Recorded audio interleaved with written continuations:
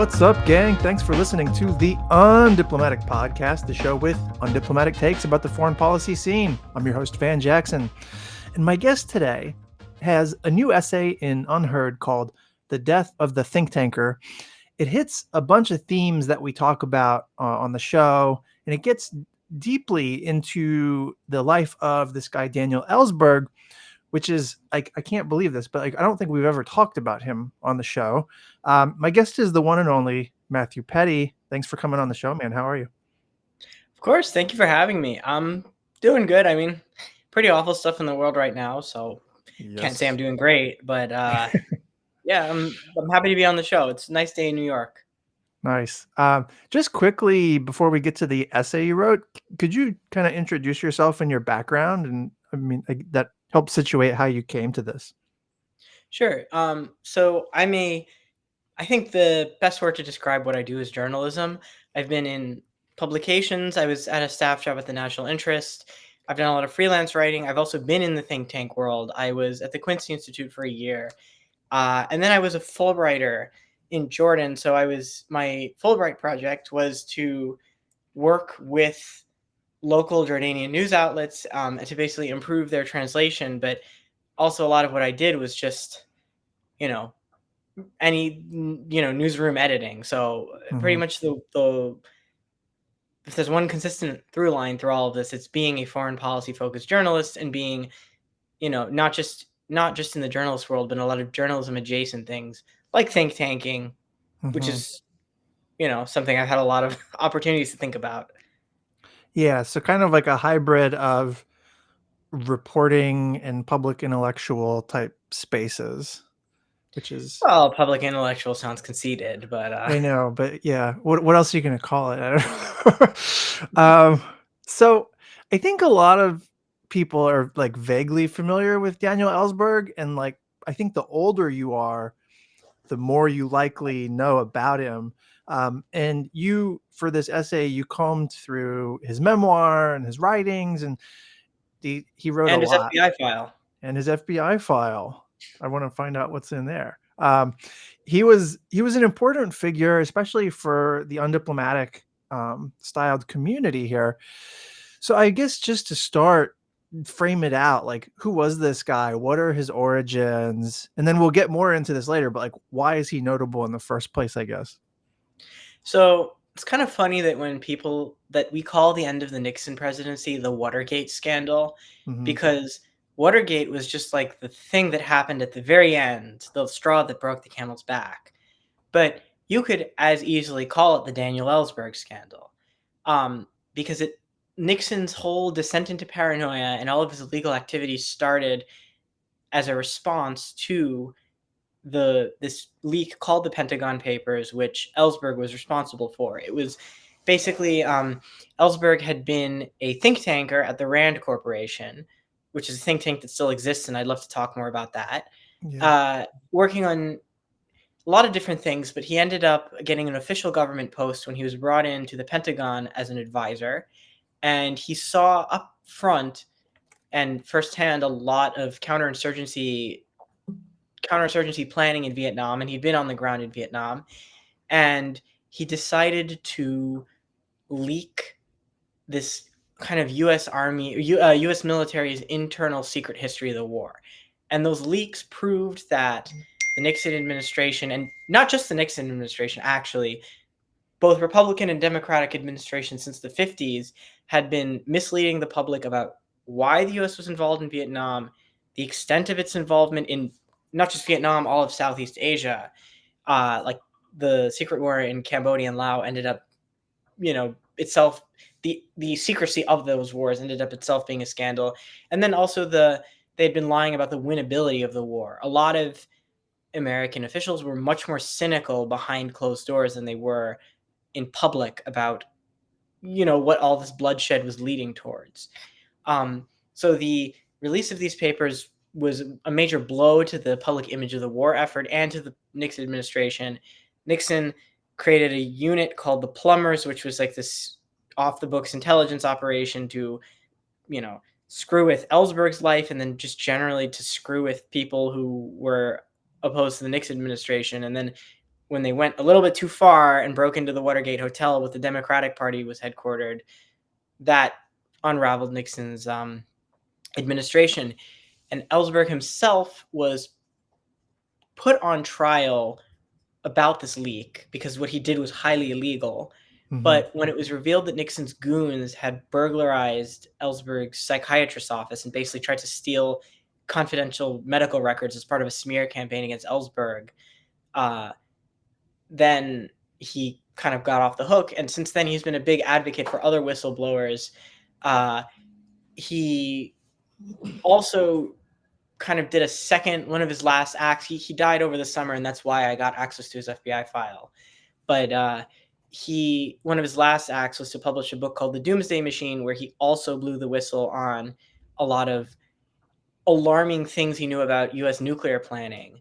And he kind of dared the government to try to put him on trial again because he included a classified document. And, you know, he was kind of a wily guy because he claimed, you know, that at the time of the Pentagon Papers leak, he had pilfered 2 sets of papers from the Pentagon, or from his work at the Pentagon. One was the internal history of Vietnam. The other one was the nuclear planning files. And he claims that the nuclear planning files were, you know, he had buried them somewhere to hide them, and then they got washed away, and now he doesn't have them. And oops. But then, you know, I think it was like 2019 or 2020, surprise, I actually have some of them. Wait, so I have the Doomsday Machine book around here somewhere.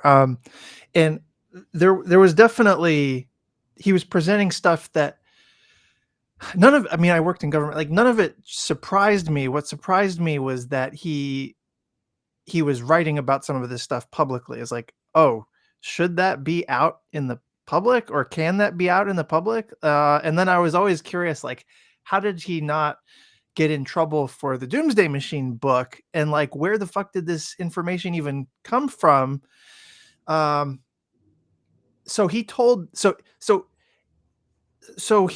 Everybody knew for decades that he had these like nuclear planning documents, but he just claimed that he didn't. Well, in the intro to the Doomsday Machine, he claimed, I don't think that it was in the intro to the Doomsday Machine, he basically claims that the nuclear planning documents were hidden and then washed away. And I don't know if he ever said that publicly, but that seems to be like the alibi he was sticking with, which the book itself kind of contradicts because he has some clearly had access to, or in one case he actually published some of these documents on his website, something about the Taiwan crisis. And so Alex Wellerstein, who's a historian of U.S. nuclear secrecy, had a blog post after Ellsberg died where he basically speculates that, like, Ellsberg is daring them to arrest him. That first of all, Ellsberg is sneakier than everyone thought, and he made up this whole story, but he probably did also have, or he said this story about the documents getting washed away, but he probably did have some of them pilfered, hidden somewhere.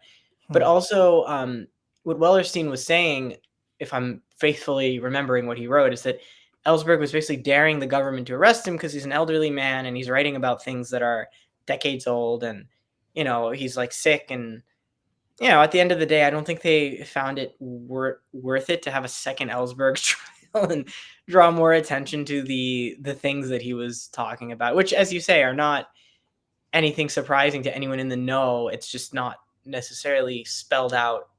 You know, it's the quiet part's not being said out loud. Yeah. There's many places to take this.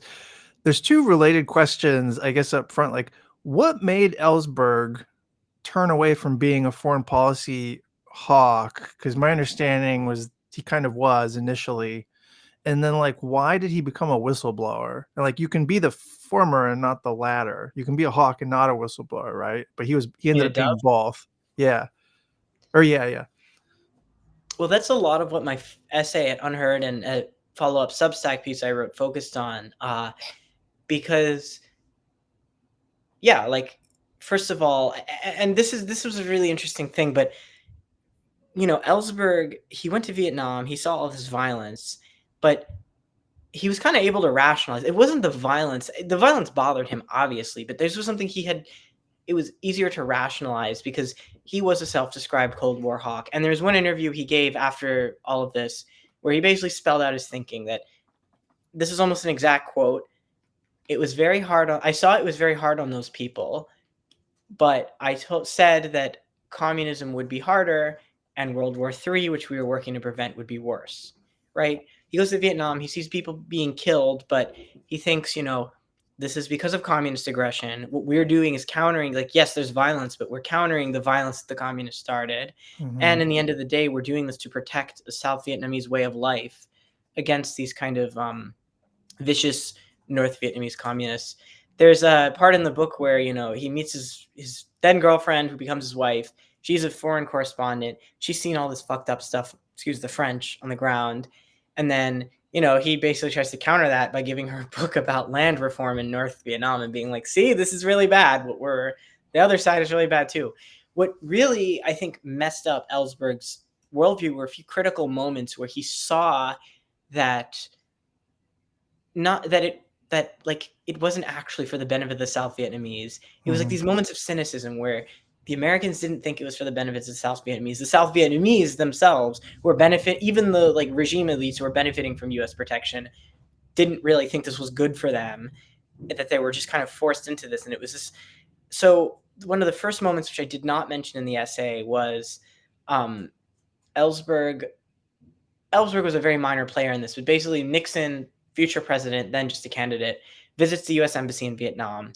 And this guy, General Lansdale, who's a kind of classic counterinsurgency theorist, brutal guy, but also believes that this is all for the point of democracy. And he says, we need to give South Vietnam free elections.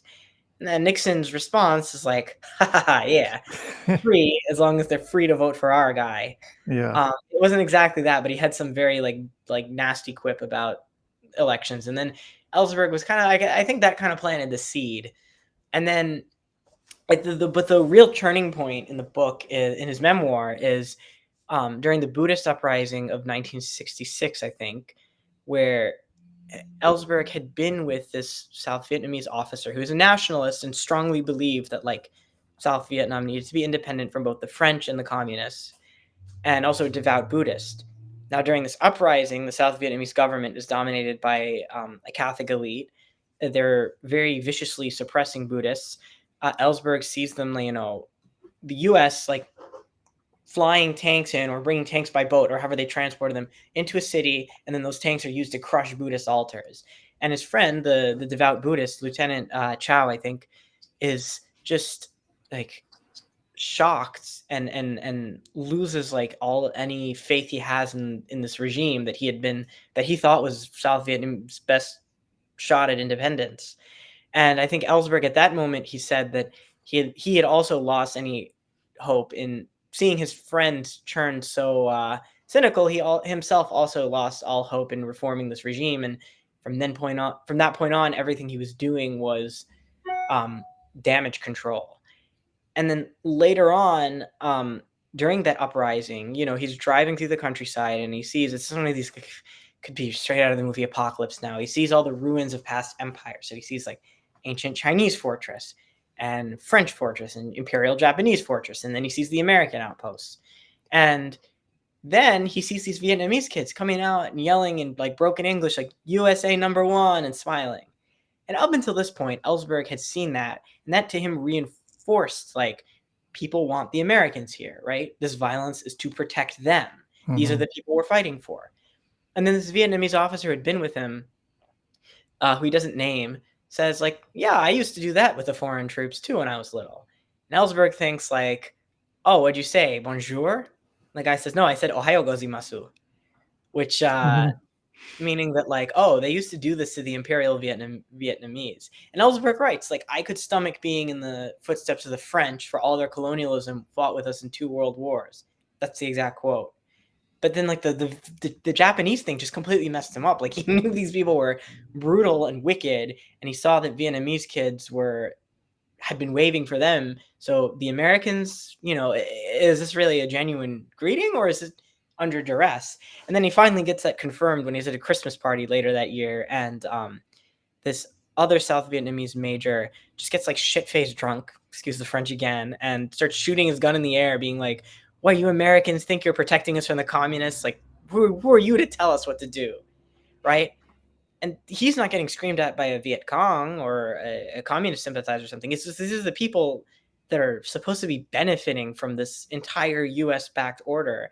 Even they are kind of like disgusted by what the Americans have to offer, and they can't really say no because they're fighting for the survival of the regime, but they're cynical about it. And right, but now you go on to the second question of being a dissident versus being a whistleblower. And actually, the Unheard essay was prompted by receiving Ellsberg's FBI file and seeing the sit-down interview with Lansdale. I'd never in my life known that the FBI had actually interrogated Lansdale about the Pentagon Papers leaks. And Lansdale says all this really fascinating stuff about think tanks. We didn't call them think tanks, but about the intellectuals attached to the army. Mhm. And and then he kind of says, I always knew like Ellsberg and his wife had intellectual criticisms of the war, but I didn't take them for the burn your draft card types. He uses the words burn your draft card types, meaning like, yeah, these guys were willing to work they were dissidents, but they were willing to work within the system. I didn't realize they would do something illegal. And Ellsberg talks about this as kind of a gradual realization that builds up to this big epiphany where, he's back in DC. He thinks he now is convinced this war is unwinnable. He knows internally everybody else thinks it's unwinnable. And he's thinking of like, he's back at his think tank and he's thinking of ways that he can do damage control or advocate against the war. And then he sees basically someone on a stage say that he's willing to go to jail to end the war. And then Ellsberg goes in the bathroom and starts crying, thinking that like, how could I be so cowardly? I Mhm. need to get out of the ivory tower and do something. And then he hatches this very deliberate. I think first he brings the Pentagon Papers to Congress and tries to get members of Congress to like do something about it. And then when that's not moving fast enough, then he takes photocopies, and this itself is this whole elaborate operation. Photocopies like thousands of pages and starts dealing them out to different newspapers. And then there's a whole movie, The Post, about the Washington Post all in this where there's this the government realizes what Ellsberg has done and starts throwing out all these legal challenges to quash it. But he's distributed these papers so far and wide, and then Senator Mike Gravel reads them into the congressional record, and by that point, it's just Yeah. I just read a thing. I think it was from The Intercept about how Ellsberg had tried to take the Pentagon Papers to Congress, like you said, and then like initially, even the sympathetic members on the Hill, they were kind of squishy about it, and like just they were almost like too risk averse and like didn't want to go along, even if they were sympathetic. But then the Institute for Policy Studies, it's like the original progressive think tank in DC. Marcus Raskin, whose kid is in the Congress now, actually, but Marcus Raskin, who is like the co-founder of IPS, he had somehow he had connections to the New York Times or something, and had convinced Ellsberg to keep pushing with the Pentagon Papers and to leak them, and they like brokered that tie to the New York Times. And it's kind of fascinating that like maybe he wouldn't have been able to get it to the news outlets if not for like a sort of progressive ecosystem kind of helping him. I don't know. It was a wrinkle that I had not heard in this story before. Yeah, I hadn't heard this too. Actually, I'm gonna go look that article up as soon as this is over. Yeah, I'll send it to you. There was one like I don't know if it's a critique is the right word, but like one thing that I saw about your essay, it made the rounds in the sort of national security establishment crowd. It's a long story, but I'm from past life. I'm on some of these like listservs and stuff, and that's how I found out about it. And the content that tends to get shared in these listservs is stuff that I find mostly repugnant and or really stupid. And so I am basically a lurker, like I don't engage, but that's how I found your essay. And the one thing that people were saying about it that was, I guess you could call it critical maybe, was that like you conflated a think tank, which is sort of public facing, with an FFRDC federally funded research and development corporation, right? Because that's what RAND is an FFRDC. FFRDCs have a different legal status with maybe a slightly different mission than a normal think tank. But that criticism makes no sense to me because FFRDCs work directly for the government. There's no ambiguity about that. And if you're at an FFRDC, and like Ellsberg, he had a security clearance, right? Because you're working for the government. You're way more restricted when it comes to public facing stuff than if you're just at a think tank. And so it's actually way harder to do what Ellsberg did being at an FFRDC think tank versus a Carnegie Endowment think tank. And so I don't know if you saw that criticism anywhere or heard that distinction being drawn. I'm not on any of these listservs you're talking about, so I haven't seen any reaction. I haven't got nobody sent me anything about the article. Yeah, I mean, I think that also gets into, I use the word think tank, I think broadly, but I mean, yeah, that gets into kind of what I talked about in the article and how think tanks have changed. I mean, back in the day, think tanks were a very small, elite, closed circle that were really meant to just provide expertise to the government. Mhm. So you have Ellsberg worked for the RAND Corporation, which, like you said, was an FFRDC. Basically it was created by the Air Force after World War II to have like a kind of reserve tank of just smart people, and just take a bunch of geniuses, put them in a room, and make them attack a problem. Ellsberg was totally one of these boys. He like one of the kind of old white guys club. Well, at the time he wasn't old, but he was a Harvard economist who was a U.S. Marine veteran, and patriotic Cold War liberal, and he's brought in to think about game theory and nuclear war, and to like basically go under the hood of U.S. command and control systems and figure out the kind of logic of how nuclear escalation happens. And yeah, they basically take a smart guy, give him a salary, and give him the run of the house, access to whatever information he wants, and then he writes these kind of in-house recommendations. And then there's also the kind of the private think tanks, but these two they were attached to like these very big concentrations of capital, like the Carnegie Endowment. And they were basically their job was to do something similar. It was to be the kind of reserve intellectual army of the like ruling class. And because these were such closed circles, and because they were closed circles, and their point was to actually just provide like rulers with expertise,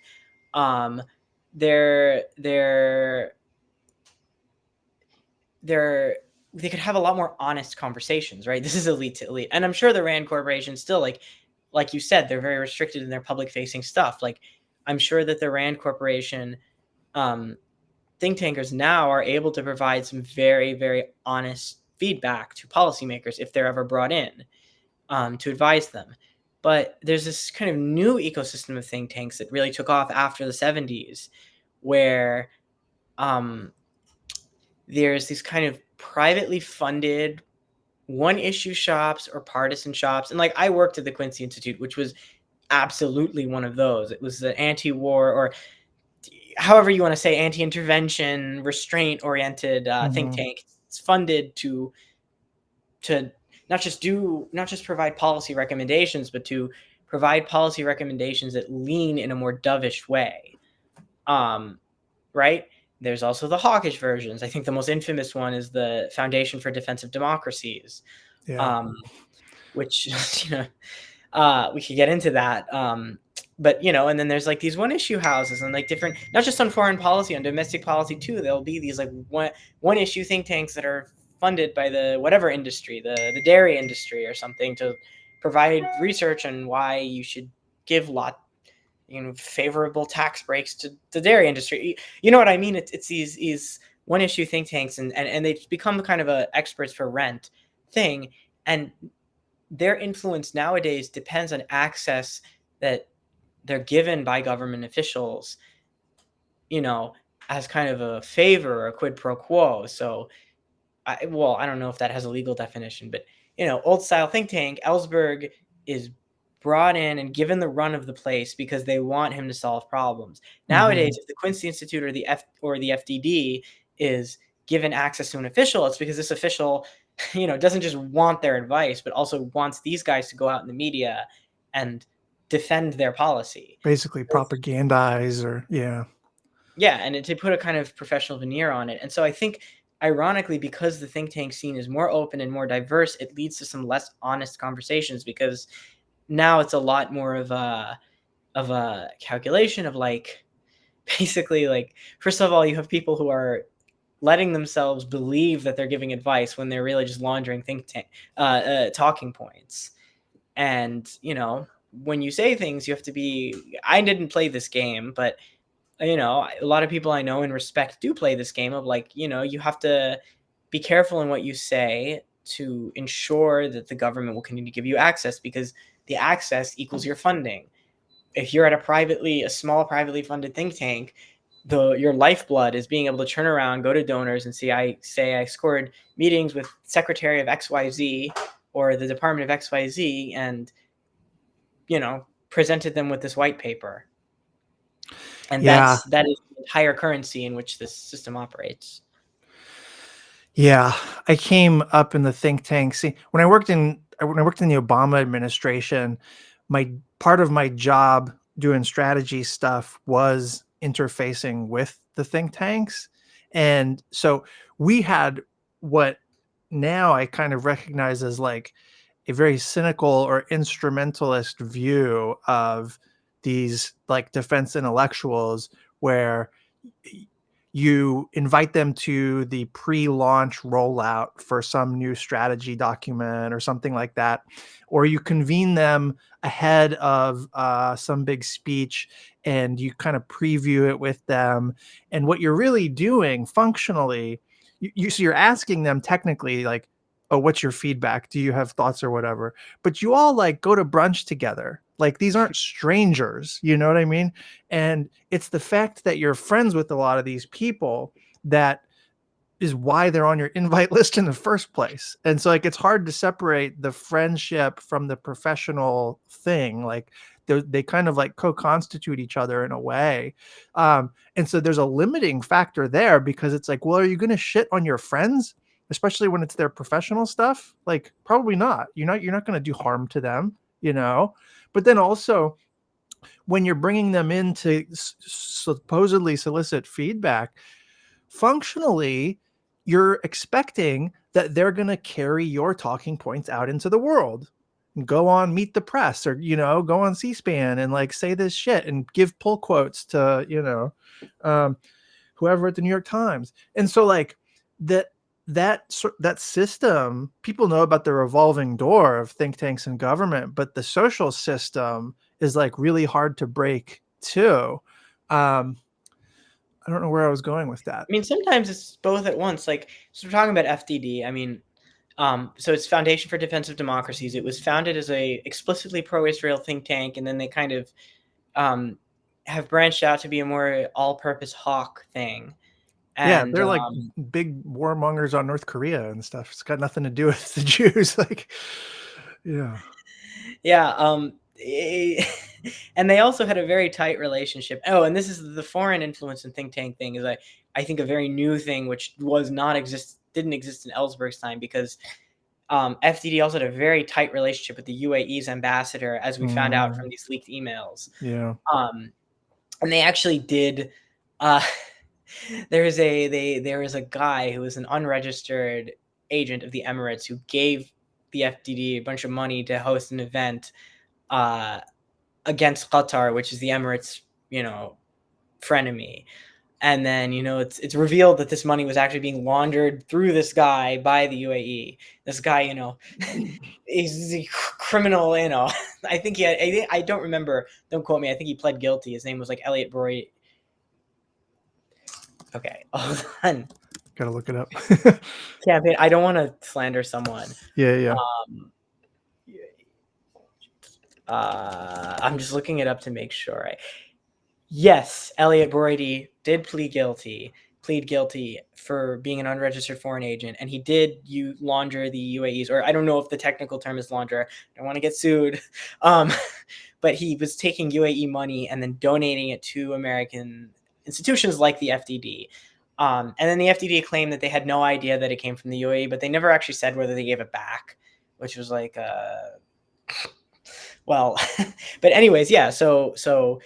But one of the things that struck me, I was not a think tanker, I was a reporter at the time, that the FDD was really influential in the Trump administration. And you had like one of their guys, Richard Goldberg, was on the FDD payroll and in the White House at the same time. So that's not even a tight social circle. That's just double dipping. Yeah. They had And placements into the administration too, like political appointees. yeah, and they were, and also like I remember I forgot what the exact decision was, but they previewed, like they had gotten the preview, and I guess they'd been told by the administration, we're going to release it on this day, and they actually send out like an email with pre-written talking points in favor of the decision, like 5 minutes before it's actually announced. So it's and I remember I tweeted this out, and then their comms director liked my tweet because they were like very proud of the fact to show off like we have inside access. Awesome. And they do kind of like to show off, or they don't have that kind of access now. They still have some, but they're not writing policy. But under the Trump administration, I mean, that's how they keep getting donors, right? They like to show off that they are the ones writing the policy, or supposedly writing the policy, because they have all this access.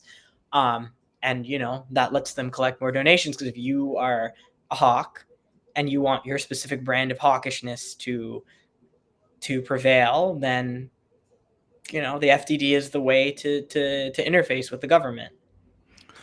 Yeah, you've raised two factors, one of which I had not considered before, that suggests like why maybe things are different now in the think tank space. One was the foreign government funding, which just wasn't there in the Ellsberg days, and now it's like that's a huge part. I mean, like look at like Brookings or Atlantic Council or whatever. Like a lot of where they're getting their funding is foreign governments, basically.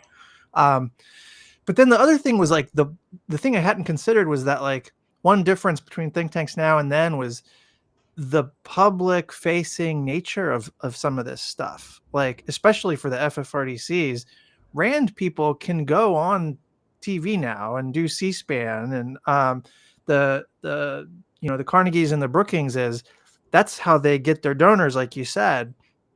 But in Ellsberg's day, there just wasn't a ton of, the people who were doing public intellectual stuff were like independents, the free floaters, William F., so to speak, free floaters, like William F. Buckley or like Edward Said, or, like people who were not dependent on these donor funds in such a like direct way. And that's different now. Like, I wonder, do you think if think tanks didn't have the public facing mission and their work consisted solely of like internal advice to governments, would the think tanks be different now? Would they be so like solicitous of power and that kind of thing? Yeah, I mean, I'm sure there still would. Like you said, the social aspect probably has a lot to do with it. Of like, these are my friends, I'm not going to shit all over their work. Mm-hmm. But also, though, like a big part of the think tank, the big purpose of think tanks now is for this public facing thing. Again, like the currency that think tanks trade in is on one hand private, not FFRECs, but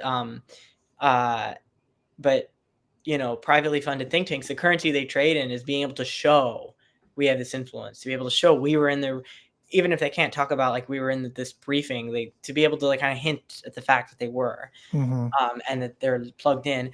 And also, a big reason why these think tanks are given access by the government is to launder the talking points. There's a great essay I quoted. I feel very bad because I actually forgot the author's name. Jeremy Shapiro. Excuse me. Let me make sure. It was an essay by Jeremy Shapiro, right, at Brookings, which ironically Brookings is one of the big think tanks that kind of moves Qatar, was accused of pushing Qatari interests. That's a whole other story. Yeah, that was a big scandal too. Yeah, but he's, Shapiro was not part of the scandal, to be clear.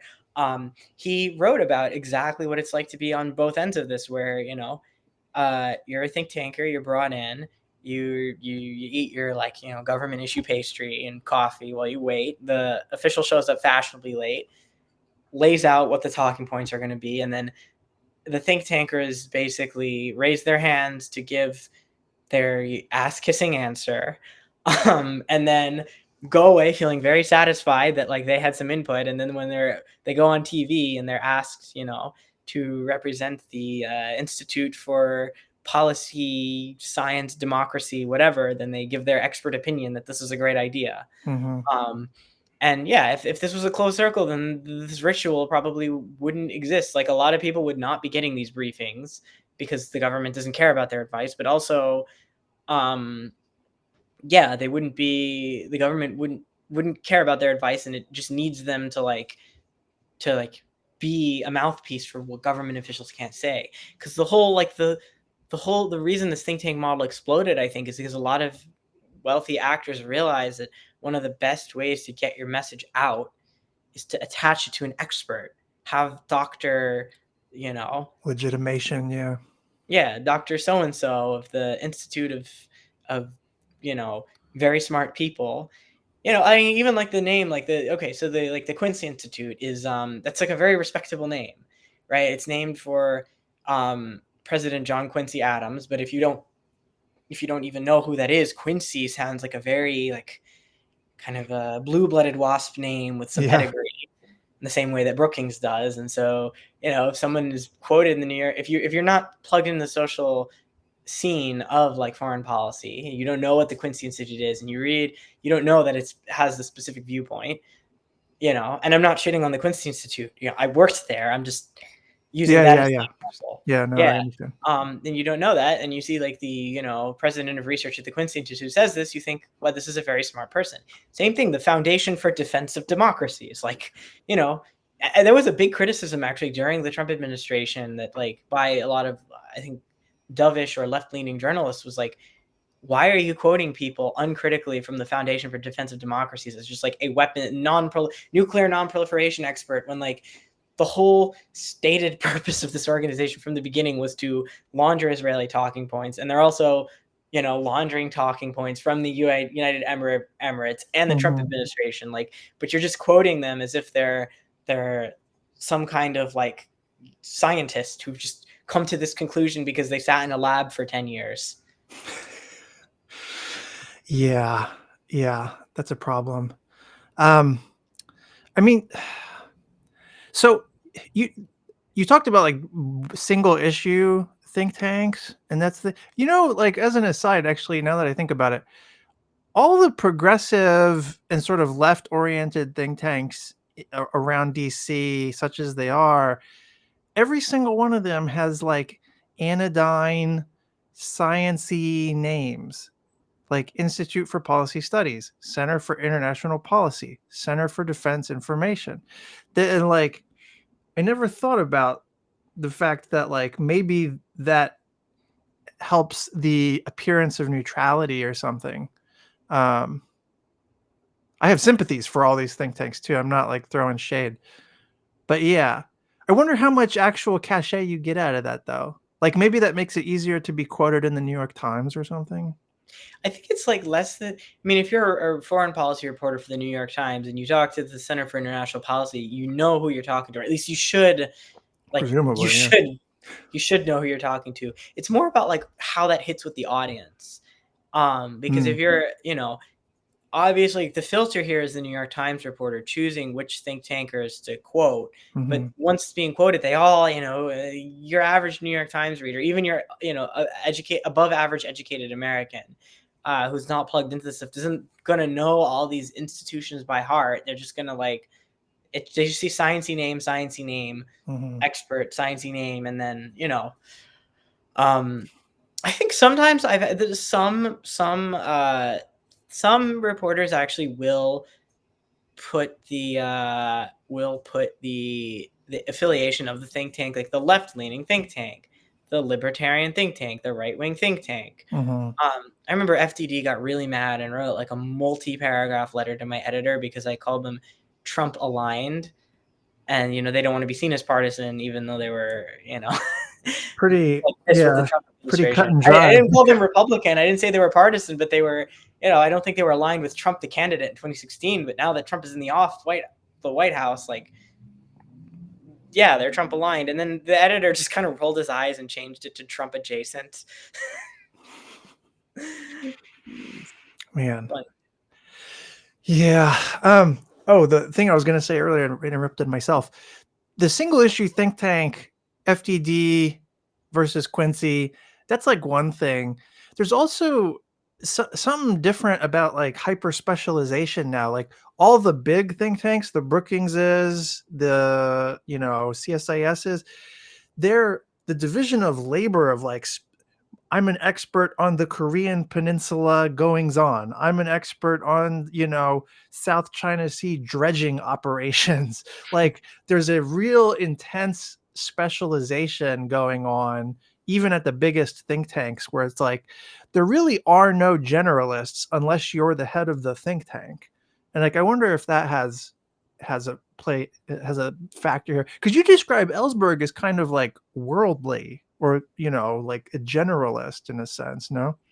yeah, I mean, he was an economist by training, and then he used his economics knowledge to get into nuclear war policy, which I think nowadays, if you wanted to do nuclear planning, you wouldn't be an economist. You would study at like Johns Hopkins SAIS Strategic or studies. Yeah. yes, and then you'd be at strategic. Yeah, you'd be a strategic studies person, and then from there, he just because he's known as like a genius guy who knows how to navigate the bureaucracy, then he gets hired in the Pentagon, and then what happens in his first day on the job? The Gulf of Tonkin incident. So suddenly he's a Vietnam expert. Lansdale in the FBI interrogation describes that he had Ellsberg working on economic problems related to counterinsurgency, such as rice distribution. But like, so that was officially what he was there for, right? Like, but if you read his memoir, that's not what he was. The only thing he was doing. Like, he took a gun, went out on combat patrol, was visiting these like recently conquered or liberated villages,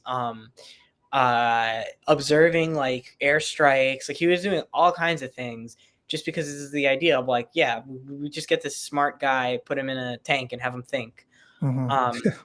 I remember actually, this reminds me of a funny thing. So Trita at the vice president of the Quincy Institute, actually was giving me some academic advice, and he used his advisor, Francis Fukuyama, who is the kind of generalist guy, and he basically says like, well, Frank is a genius.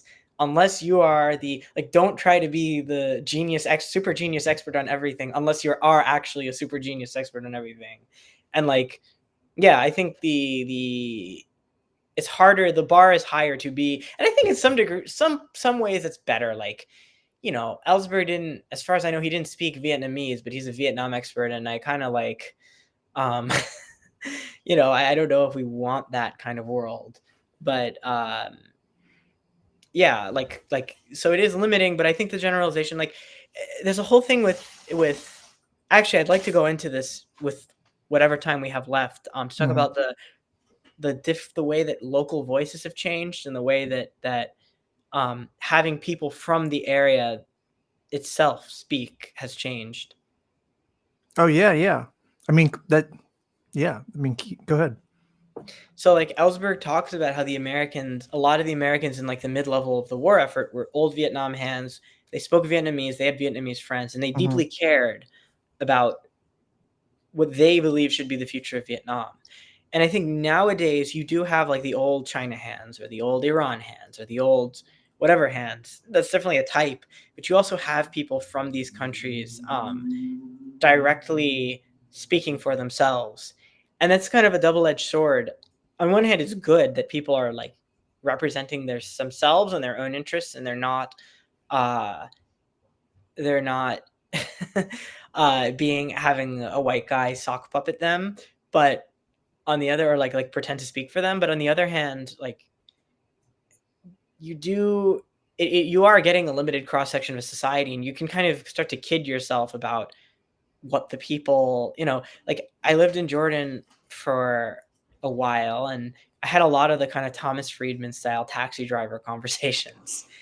And on one hand, like, yes, it's better now that a Jordanian can come to America and get a job at a think tank and speak for Jordan, instead of just having Thomas Friedman, recite every taxi driver conversation he has. On the Yeah. other hand, like, the taxi drivers, the people who are getting the jobs in America are not the taxi drivers, even though the taxi drivers represent a big part of Jordanian society. And I think to some degree you do need people who to be able to recognize that, like, not every kind of local voice that speaks um, for a think tank is necessarily representative of like every person from that locale. Oh And yeah. Yeah. I mean, representation is so thorny because like it's very easy to end up having misrepresentation or like eliding class and ideological divides from a place, or yeah, like think about Chalabi, the fucking Iraq war guy, like did he represent Iraqi interests when he was like advocating regime change? yeah, and I mean, yeah, and then you also just have like the incentive structure is like, and I think that this, and I kind of alluded to this in my latest Substack, like this war in the whole Israel Palestine thing has kind of laid bare some of that, where um I mean, a lot of the Americans who worked in the Middle East were like the old Vietnam hands. They thought they like really loved the Iraqi people and the future of Iraq, and that's what they were there for. The Arab, and they could be honest about that when, you were talking about like, Iraqis or Syrians or Lebanese protesting against Iranian hegemony, then yeah, they're like aligned there. Mhm. The kind of pro-US hawkish anti-Iran thing is kind of aligned with local interests. But now you're seeing a situation where, the US is like helping a government bomb a, a large Arab city.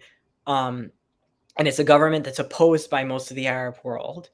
And, now you're seeing, first of all, a lot of think tankers who are from the Middle East feel this intense pressure to self-censor, because if you suddenly start to criticize US policy in such stark terms, because it is really like a very, very, the US is very starkly opposed to what the region people, like most people in the region want. Mhm. Um, you lose this, you suddenly like lose this kind of access. And also you see a lot of these American non-Arab, non-Muslim think tankers who had thought that they were really aligned with the Arab masses suddenly getting like, churning against and getting angry at, the people that they're supposedly protecting.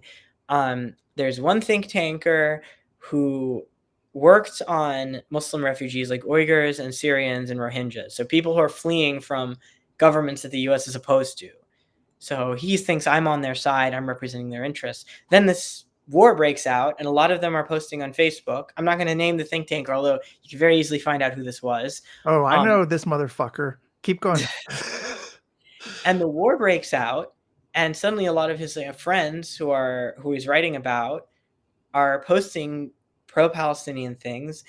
I don't know exactly what they were posting. He didn't mention. He said it was pro-terrorism or something, but I am very skeptical that they Yeah, were it actually wasn't. encouraging, they're directly threatening violence or anything. It was probably something like, he quoted one of them, "From the river to the sea, Palestine will be free," which you could disagree from river to the sea, but that's not like a incitement to violence or anything. And he's going and Yeah. reporting them to the FBI, saying like, these people who precisely 3 weeks ago he thought are the victims of genocide Mhm. and need to be protected at all costs, now that they're actually turning against US policy and they're not just passive receptacles for him saving them. Now they're a dangerous enemy and they need to be deported back to a place where they'll be genocided. And you've seen this on a less vicious scale too. I mean, a lot of Iraq hands who really, get teary-eyed about, Iraqis who are killed by Iranian militias are now furious that Iraqis are not sympathetic to Israel. And it's like, Yeah.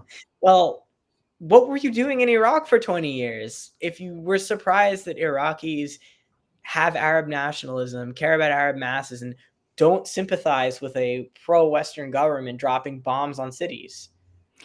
Yeah. I mean, there's so much going on in what you're saying. Like, I think a part of the issue with especially with the guy who was like supposedly for Uyghurs and then somehow selling them out to the FBI at the same time if they were pro-Palestinian, like stuff like that.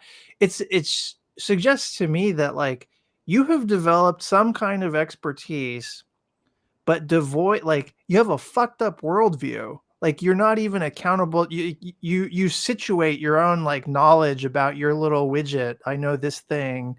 You situate it in a way that's like doesn't reckon with the contradictions in the way that you view things. And like I think that's part of the problem, or that gives that makes it possible for people like this, like for Uyghurs selling out Uyghurs and like that kind of thing to happen.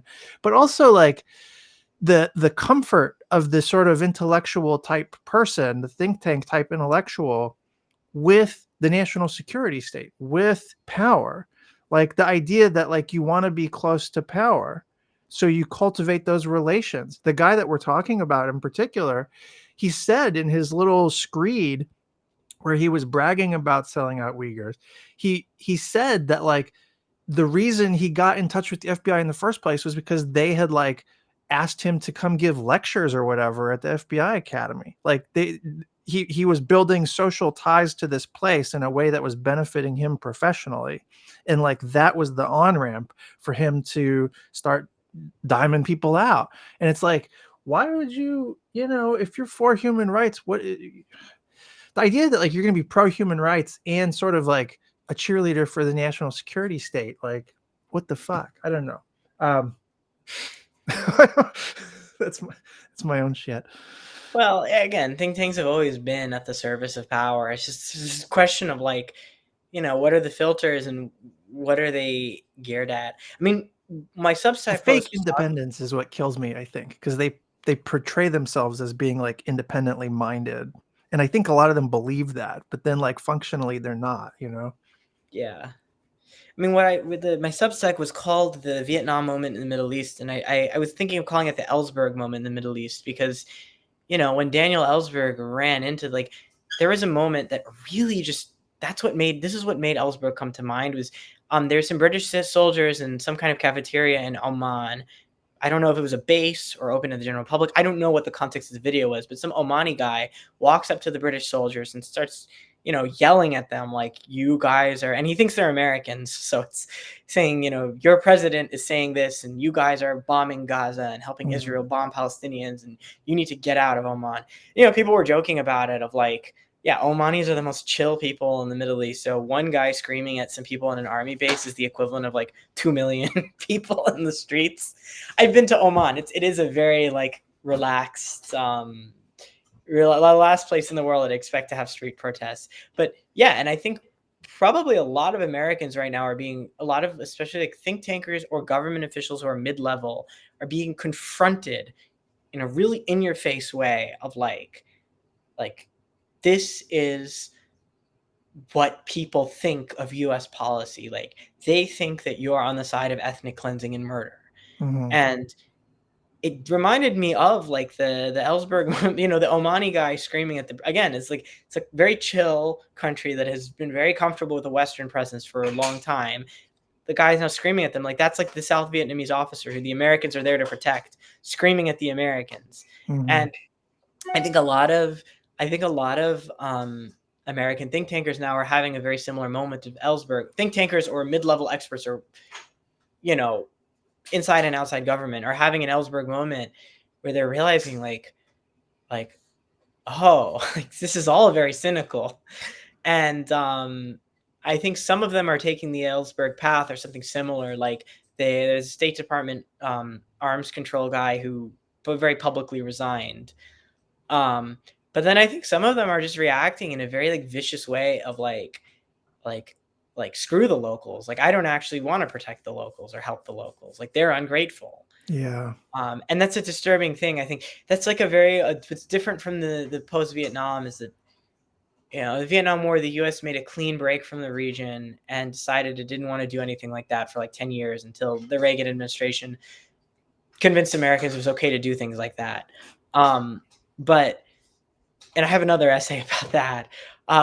But now with the Middle East, nobody wants to do a clean break. There's so many American, especially in the expert class, the political class, are are so emotionally invested in Israel and in Saudi Arabia and this whole like Abraham Accords vision that like, they've had multiple chances to just have a break from the region, reassess what the hell they're doing, and look for an exit. And instead, they just double down.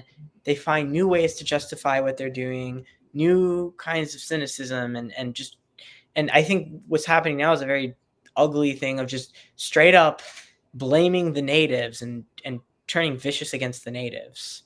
You can't expect the area specialists or the subject matter experts who are like very invested in sort of the arrangements that already exist to be advocates for like a different path. Like I've come across this over and over. I mean, I started out as a very narrow specialist on like Korean security stuff, and like you just it's really hard to get people who are like deep in the sauce of the status quo to become advocates for like something different. But also like once you puncture American exceptionalism, it can it can have like widely differentiating effects. Like the Trump years punctured American exceptionalism in certain ways, and like for some people like me, it pushed me in a different direction. Or it's like you start seeing things more cynically, or it's about power, or it's about the ruling classes or whatever. And once you realize like, oh, we're not necessarily better than them, and they're like, oh, we have blind spots about our own problems, that can make you go in one direction. But like I think a way more common problem that you're hinting at here is like people start showing you that American exceptionalism is covering up a lot of deep problems that we're implicated in.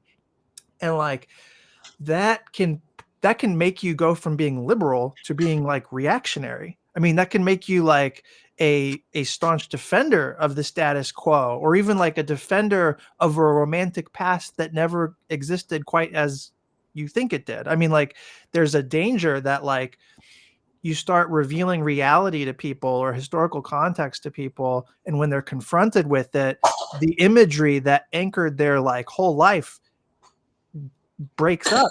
Then what? Like that could go in very different directions.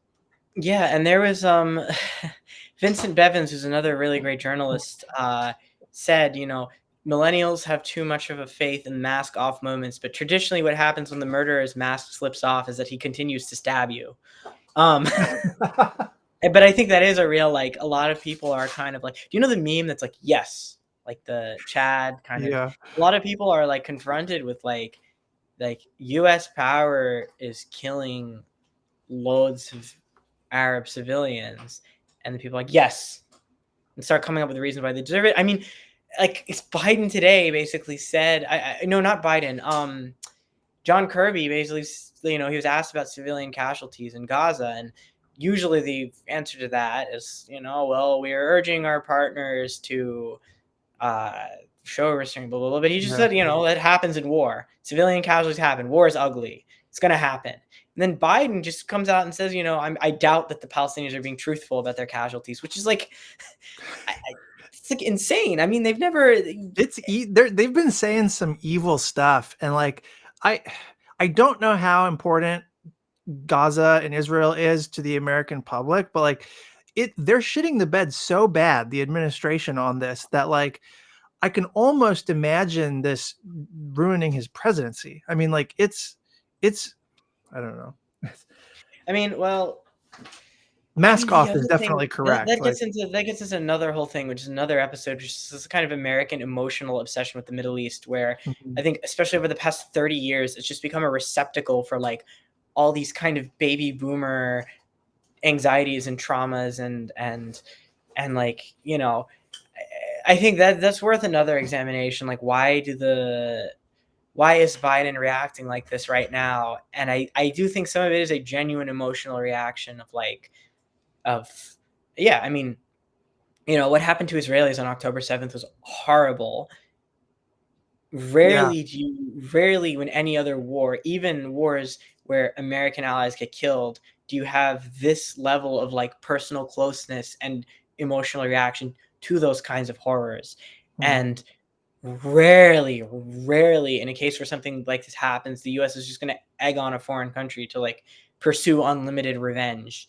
Like, the Ethiopian Civil War started with some very, very brutal butchery, which, was not aired for journalists to see over and over again, and did not have the U.S., screaming about, I don't know, like Tigrayan animals and calling for the Amharans to seek vengeance. And that a ceasefire would be repugnant and that kind of stuff. Yeah, the U.S. position then was like, okay, we have ceasefire and then accountability. This is like, Yeah. this is like the normie diplomatic, like, Shouldn't be controversial. Yeah. Yeah, and but yeah, I think that's a whole other question of like, why is the Middle East like this? Why is the Middle East, U.S. policy in the Middle East like this? Some of it is all of these very loaded things around 9/11 and the Holocaust, and these are kind of Western traumas that are getting real Western traumas that are getting transmutated into places where they don't belong, contexts that it doesn't make sense to do that. But I think some of it is also just like after the whole media, think tank, government environment has changed since the Vietnam War, and they kind of want to make sure there are no more Ellsbergs. Yeah. Washington does not want more Ellsbergs, that's for sure. All right, I think we're kind of like out of time, but this has been really good. We hit a lot of stuff. Where can people look you up, reach you, find you? You said you got a Substack. Yeah, best place to reach me is at pettymatthew.com. That's my Substack. And I'm going to make sure there's a contact me page on there in case, I think there is, but I just want to make sure. I highly recommend people subscribe to my Substack. I'm on and off social media, but I'm not like the biggest fan of, if you want to try to follow me on Twitter and catch me when I have like a public facing Twitter, that's fine. But if you want to see my thoughts in the most collected form, go to my website. Cool. We'll throw a link in the show notes too. So that's great.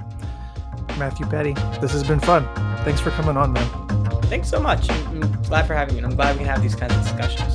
Yeah. Maybe, yeah. Keep track of your Substack. We'll have you on again sometime. All right. Thanks, man. Yeah. Thanks so much.